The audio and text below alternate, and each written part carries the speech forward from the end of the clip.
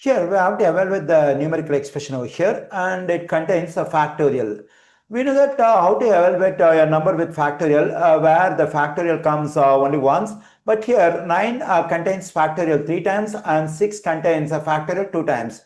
Okay, we can start with this 5 factorial because here we have factorial only 1 times.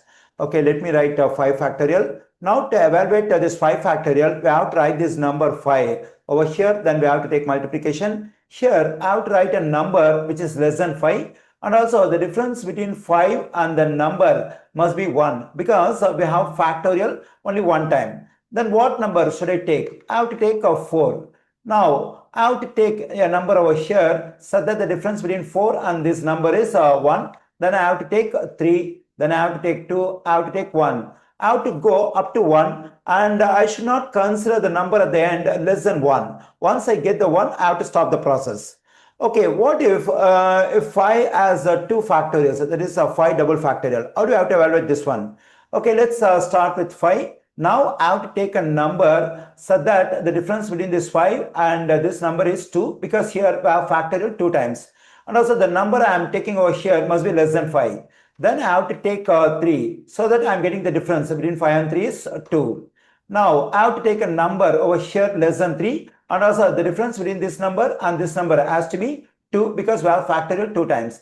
Then I have to take 1. Now the difference between 3 and 1 is 2. So once we get 1, we have to stop the process. Okay, what if we have 5 and factorial 3 times? Again, we have to start with this 5. Now I have to take a number over here which is less than 5, and also the difference between 5 and this number must be 3 because we have factorial 3 times. What number should I take over here? I have to take 2 so that I am getting the difference 3 between 5 and 2.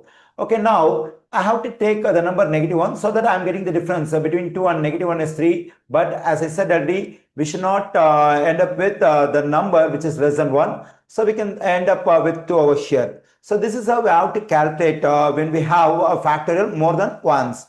Okay, now let's start evaluating the expression we have over here. Okay, now we can start with this 9. Since we have a factorial 3 times, I have to take a number over here which is less than 9, and also the difference between 9 and this number is 3 because we have factorial 3 times. Then I have to take 6.